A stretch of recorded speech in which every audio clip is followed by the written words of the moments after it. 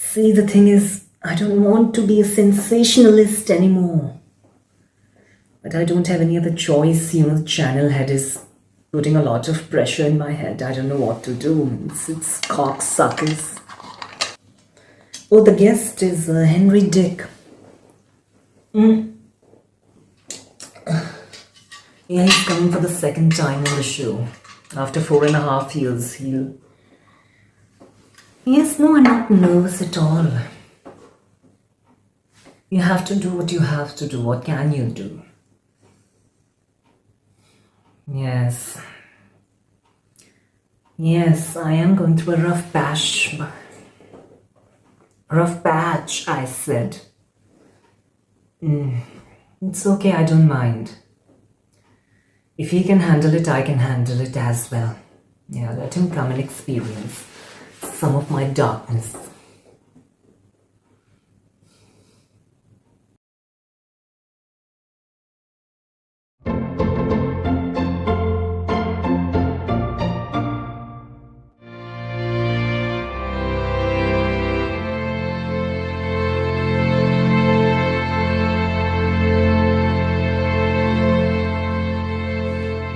Hello everyone, and welcome to another episode of your favorite show, Just Another Straight Talk.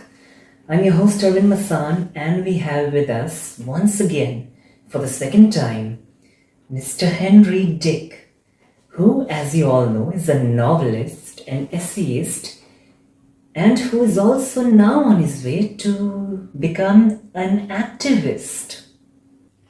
Do you still have a habit of mislabeling people's vocations? Who's that? I'm not an activist. Okay. It's been such a long time since you've been here. Let's not start this interview at least on a bad note. You know what happened the last time you were here? And the way you walked out? How can I forget? You want to create the same drama now? Depends on your ability to be an arsehole. Yeah, I won't be the one to be an asshole, trust me. Well, then I assure you I will not misbehave. How generous of you, Mr. Dick. Anyways, let's address the issue. Let's broach the matter at hand. Let's talk about your book. Yes, let's cut the crap. You seem to have created quite an interesting existential query in this novel. It's very intriguing. I'm glad you were able to see some value in my book. You remember how you dismissed my earlier novel as if it was waste coming out of a piglet's anus? Oh, those days are gone, Dick. Let's not allow our past to impair our present, okay?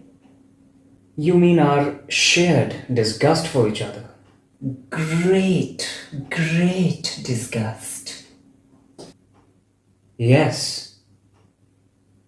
So, in this novel, you have a protagonist who has this deep curiosity for life. Yes, very, very profound thirst to know the truths of life. Yes, but I noted, and correct me if I inferred wrongly, but your character seems to be isolated from the rest of the world. He's like a bastard in a callous world.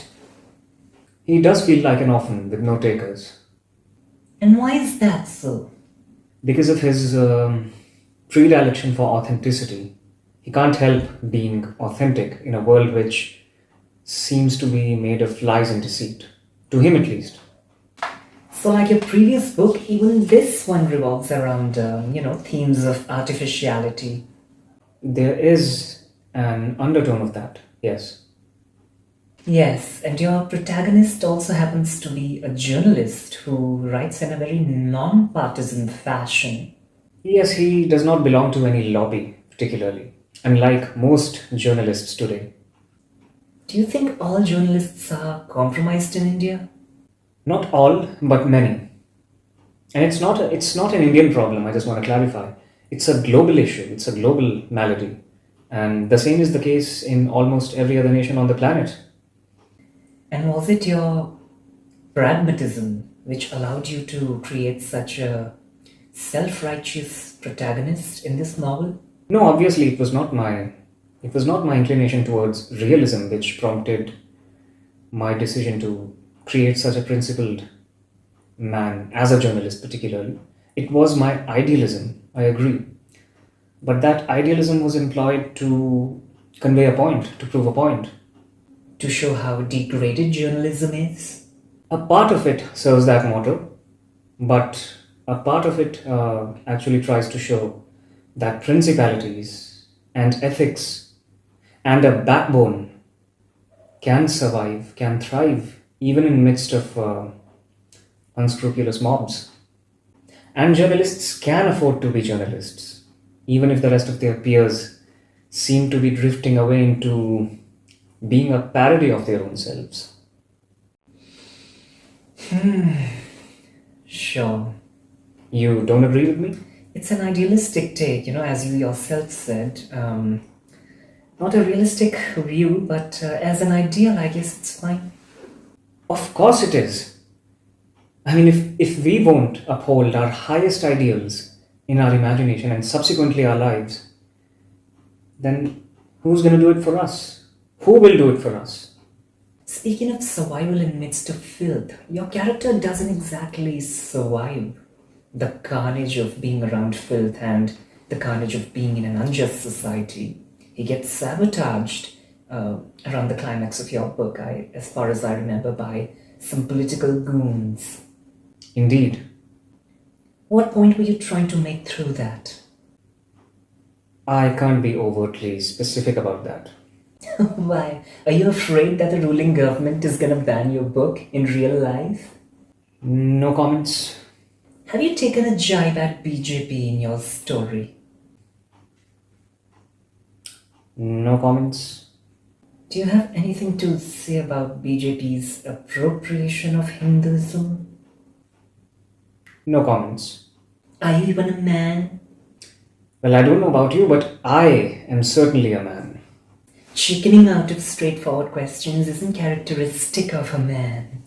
A person can't be very conspicuously political in this country. I mean, especially a person who does not have any great political connections himself. I mean, I don't want members of a particular political party to barge into my home at odd hours and beat me into a vegetable. Come on, Henry. Be a tick. And then answer. Be a man. The point was to expose the dysfunctionalities and the life suffocating ideologies which usually stem out of politics and the subsequent casualties which result both on the physiological as well as psychological levels. Explain. Unchecked political insinuations and dogmatisms can thwart people's lives. It can thwart life itself. And by political dogmatism, you mean right-wing dogmatism? No, nobody has a patent over dogma.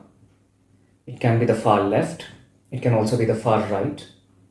I mean, extremes in any case, in any given scenario, can be very dangerous.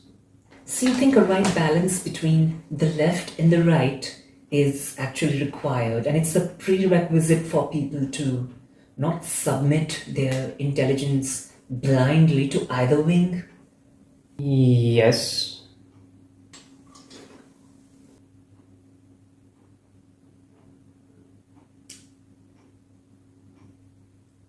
Is is this some kind of a joke? Why? You know, the last time I was here on your show, you misinterpreted each and every word which came out of my mouth, and this time around, you seem to understand everything. I mean, I can't believe how wonderful it is. It's good, don't you think? Understanding breeds compassion, and compassion breeds love. No, I don't believe a word that you're saying. Something is not right here. I can't prove it, but something is not right. I have a hunch. Is it so hard to believe that even I can be compassionate? Your motivations to be compassionate don't seem right. Shut up, Dick. Just roll along as pleasantly as I'm rolling along with you. The audience wants it. See, I knew it! I knew it. This goody good bullshit that you were giving me had some ulterior motive. I knew it. Shut up! You care about the TRPs. Yes. And I remember how viral and how famous our previous episode was. The last time I was here, I was able to generate so much of viewership for you. Yeah, I'm aware of all of that. You just want me here so you can have some new followers and new followership as a consequence. Yes, I need you. So what? You're willing to forego the very thing which made you who you are, which made this show what it is. You have stopped contradicting my words. And you might as well change the name of the show to Just Another Diplomatic Talk. Because you're not a contrarian anymore, certainly. You are just a conformist. Let's talk about the book, my dear little dick. Yes. Mr. Sigmund Freud, Mr. Sherlock. There you go. Stop causing unnecessary diversions in my line of questioning and let me allow you to ask you questions. And let's talk about the book only. Yes. You know what? Wonderful idea. I affirm to that. Let's get back to the book. You know what's one of the most prominent themes in my book? We broached so many elements, but perhaps something escaped our vision. Go on. The most important question in existentialism. The meaning of life. The meaning of life. Yes, the meaning of life. And let me ask you a question, since you seem to be far more bizarre and lurid and irrational the last time I saw you. What is the meaning of your life? I think fucks like you don't have any digestibility for cordiality. Yes. People like you only feel at home when Yes. the stinkiest of diatribes are shot at them. There you go again, you arsehole. It's my job to ask you questions. And it's your job to spit out sound bites for the program and get the hell out of here. Yes, finally, I was able to extract at least some honesty out of you. If you want me here to produce a couple of sound bites for your show so you can have more viewers and a certain amount of controversy, which is going to help you and benefit you in return, and then you just want me to fuck out of here, then at least be honest about it. God damn it! I am honest now.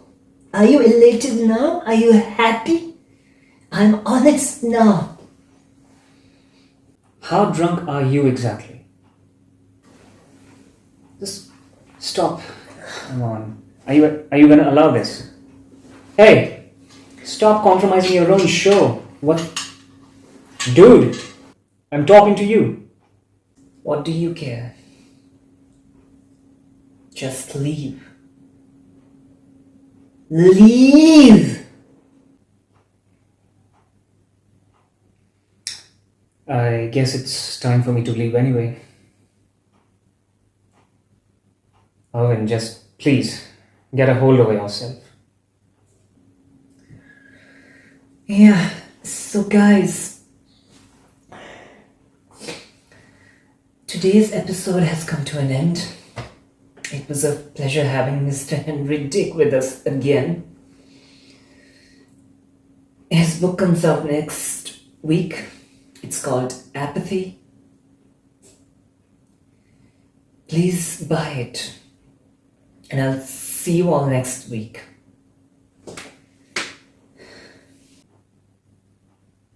Arvin?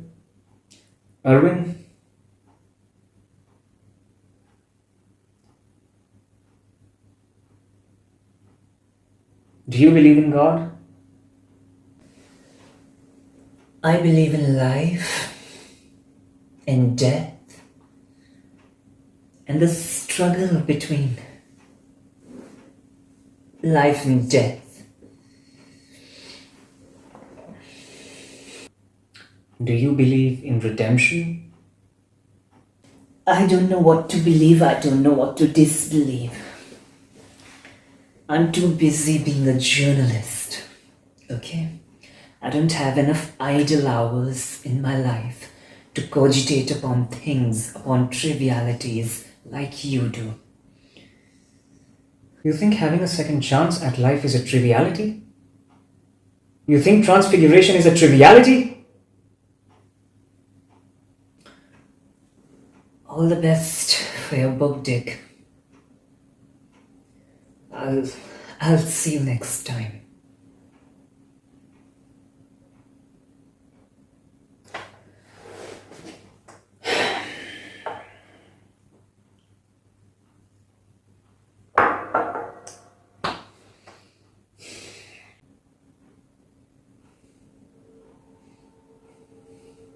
May life give you sense, and may life give you the courage to stop pretending to be somebody you're not. Who am I pretending to be? A journalist.